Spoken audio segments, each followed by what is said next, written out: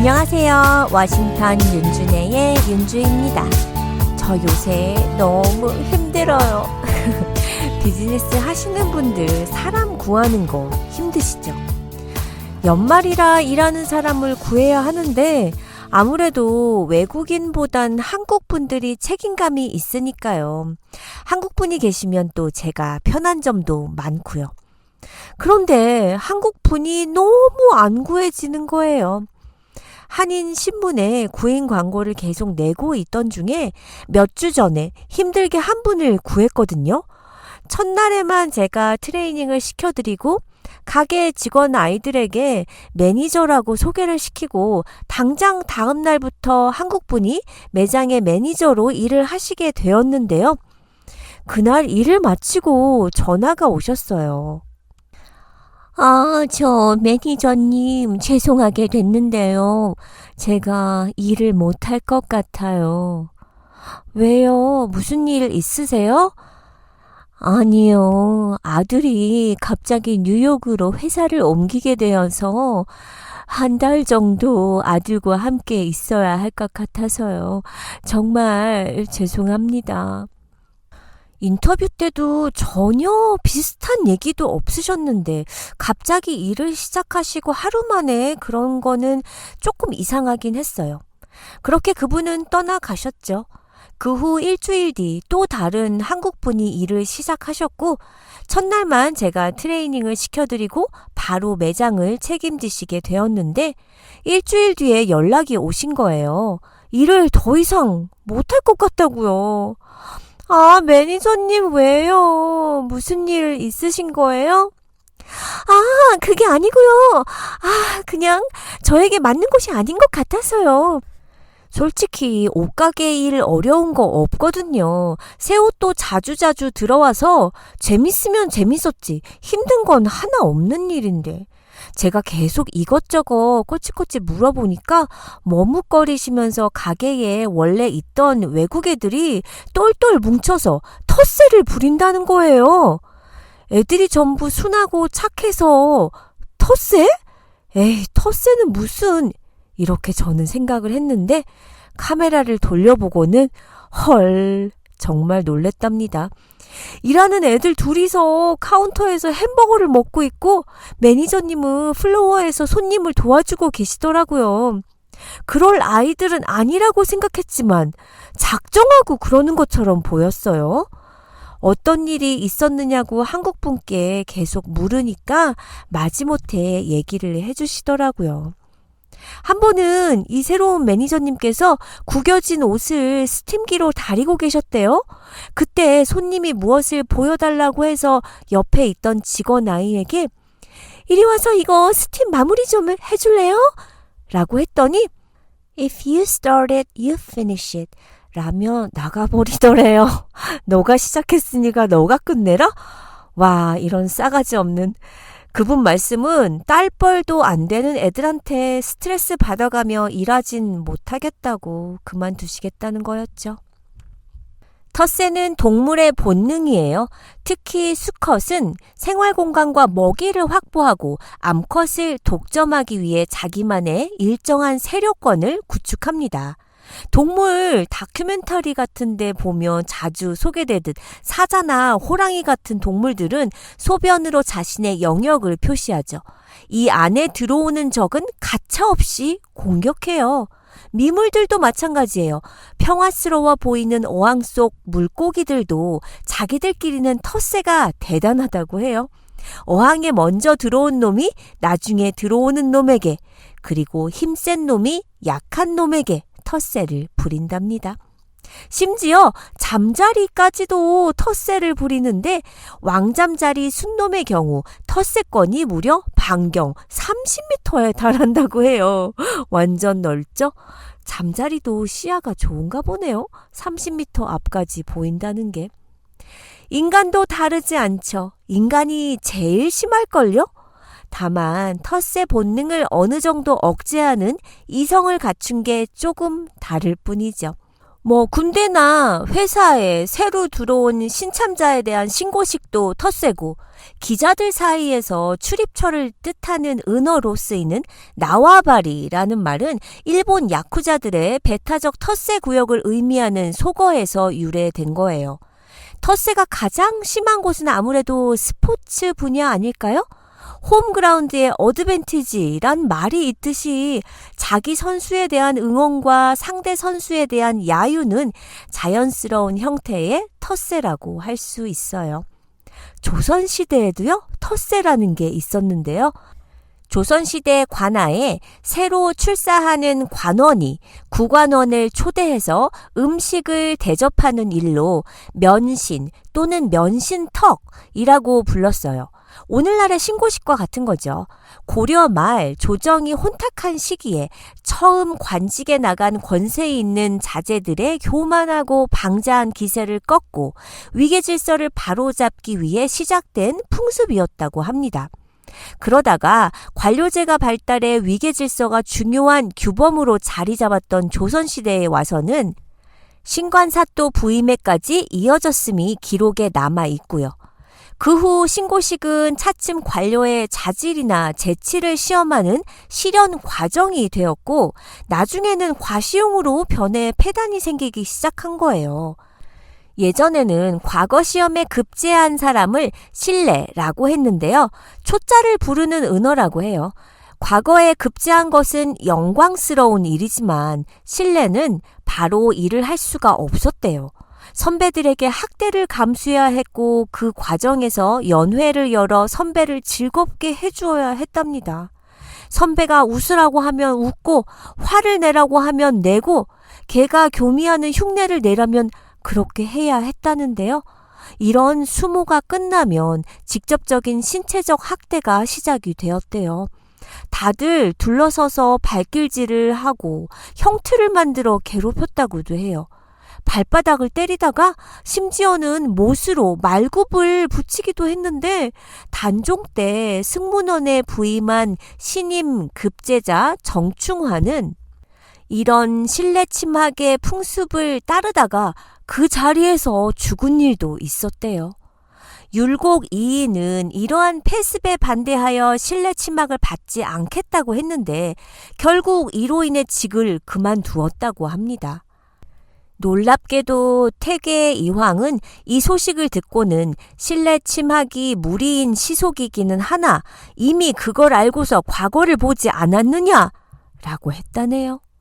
율곡 이인은 과거에 9번이나 장원급제한 천재 유학자였지만 신고식을 피하려다 승문원에 배정받은 직을 스스로 파하고 말았어요. 이런 텃세의 방향은 직책의 높고 낮음을 가리질 않았는데 아무리 높은 지위와 풍부한 경험을 가진 연륜 있는 사람도 일단 터줏대감의 눈치를 슬금슬금 보아야 합니다. 한번 눈에 거슬리면 어떤 지시도 제대로 먹히지 않거든요.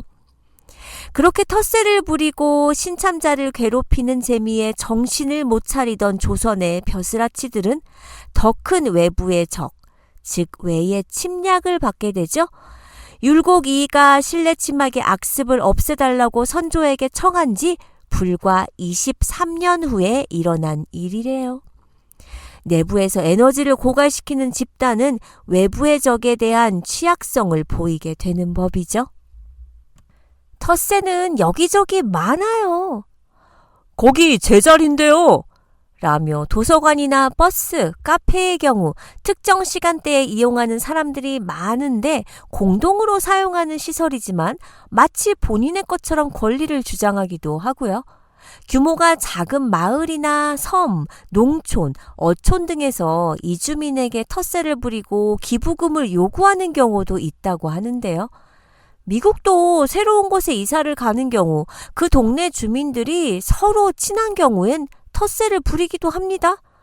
저도 동네 텃세를 경험해 봤어요.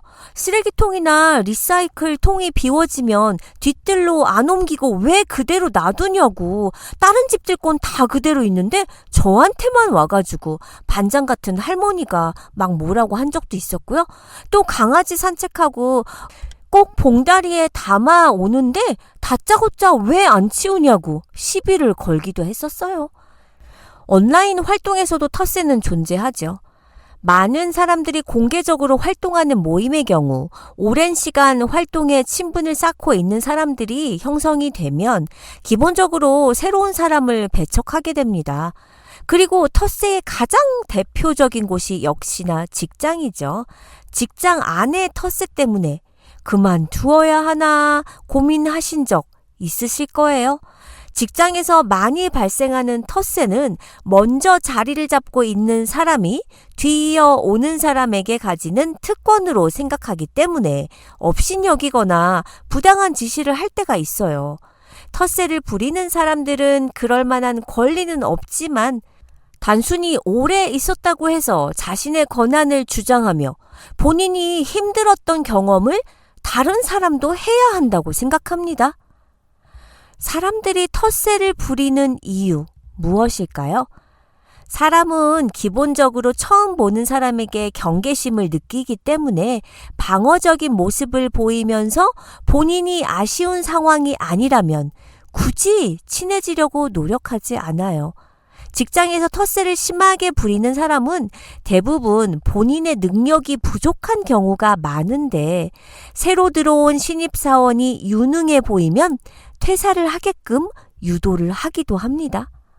어느 정도 경력을 가지고 있는 사람이 이직을 하면 자신보다 승진이 빠를 수 있기 때문이죠. 이런 생각을 가지고 있는 사람은 자신의 능력 부족으로 오는 스트레스를 아랫 사람에게 풀고 실력과 직급보다는 연공 서열을 내세우면서 일을 가르치지를 않아요. 직장에서 텃세를 부리는 사람은 자신의 라인을 가지고 있기 때문에 본인에게 필요한 사람들에게만 잘하고 나머지 사람들은 방치하는 모습을 보여줍니다. 그런데요, 생각해보면 잘나서 텃세하는 경우는 없지 않나요? 잘난 사람은 가만히 있어도 잘난 게 표시가 나니까요. 텃세는 원래 먼저 왔다는 거 외에는 아무것도 내세울 게 없는 못난 것들이 하는 짓거리인 거예요. 저는 텃세하면 너무 서러웠던 기억이 있어요. 제가 마이애미에서 학교를 다니면서 투잡, 쓰리잡 시간이 허락하는 한 모든 일을 했을 때예요. 마이애미의 심장이라 불리우는 링컨길에 위치한 일식집에 있었어요. 지나가다가 사람 구한다는 표지를 보고 그냥 들어가서 필리핀계 미국인 사장님과 얘기를 하고 바로 고용이 됐죠. 제가 하는 일은 서빙을 하는 일이었고 바로 다음 날부터 출근해서 일을 배우기 시작했어요. 가게엔 이미 3명의 여자 서버들이 있었는데 다들 30, 40대의 아줌마들이었고 당시 저는 21살의 대학생이었죠. 스시바에는 3명의 스시맨들이 있었는데 3분 모두 동양분이었고요. 저에게 다들 잘해주셨어요. 그래서 더 저를 미워했나 봐요. 첫날 제일 높은 웨이트레스 아줌마가 일을 가르쳐 주시는데 완전 대충대충인 거예요. 메뉴판 외워, 술 종류 외워, 메뉴판 들이밀면서 이런 식이었어요. 제가 다시 물어봐도 대꾸도 안 해주고 대신 제가 실수하면 온 동네 사람들 다 듣게 난리를 치고요.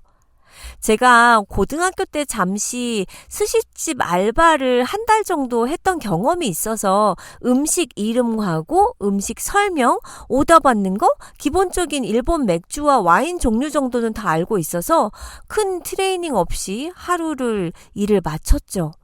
밥도 못 먹고 하루가 어떻게 지나갔는지도 모르게 일이 끝나버렸어요.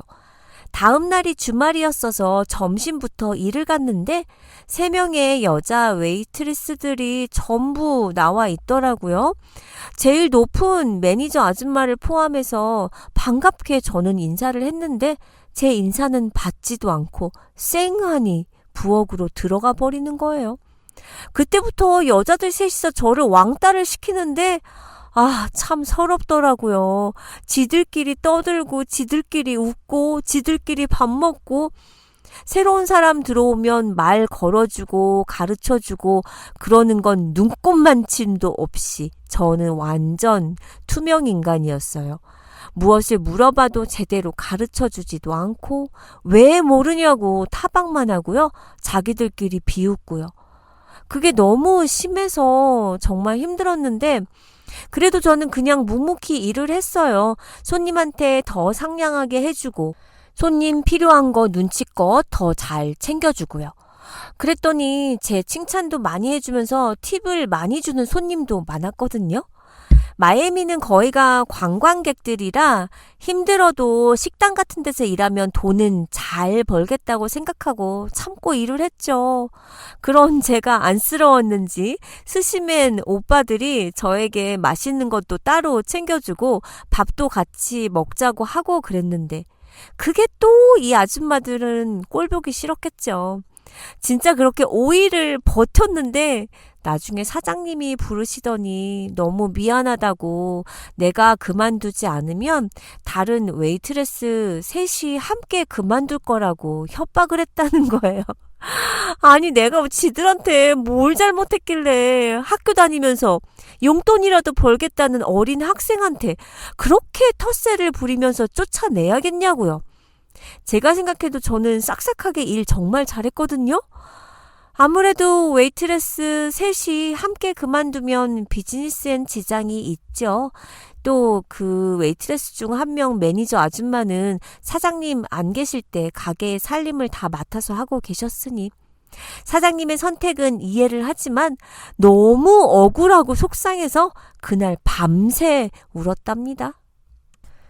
그럼 텃세를 견디는 법은 뭐가 있긴 할까요?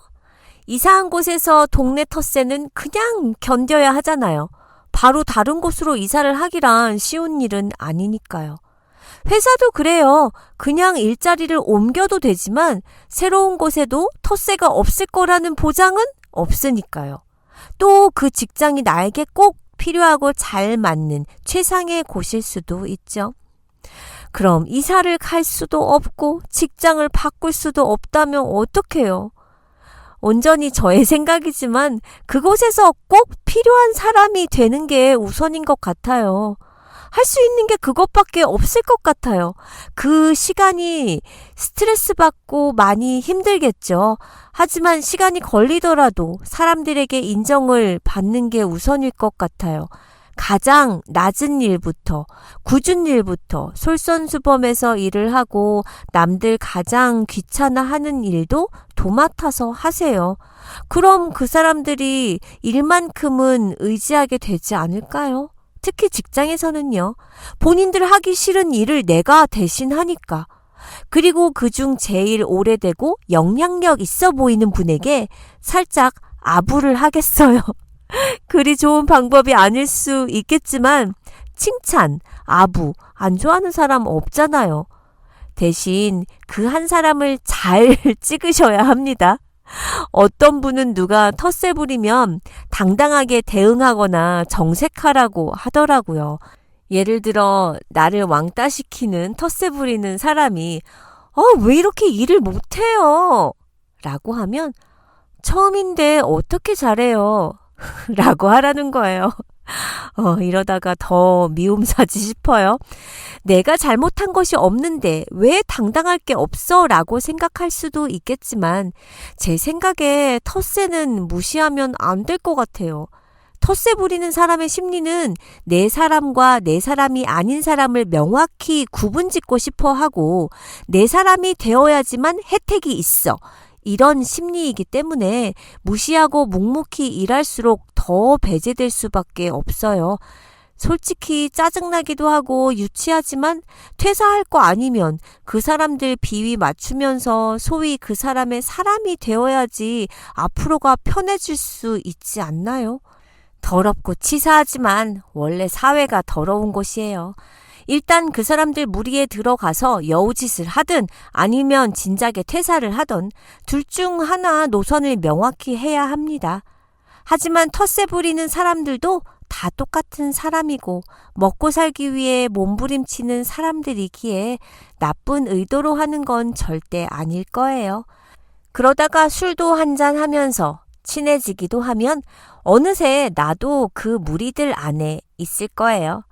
하지만 우리는 새로 온 사람에게 텃세 부리지 말아요. 텃세는 어른답지 못한 행동이니까요. 청취자분들, 우리는 다음 시간에 만나요.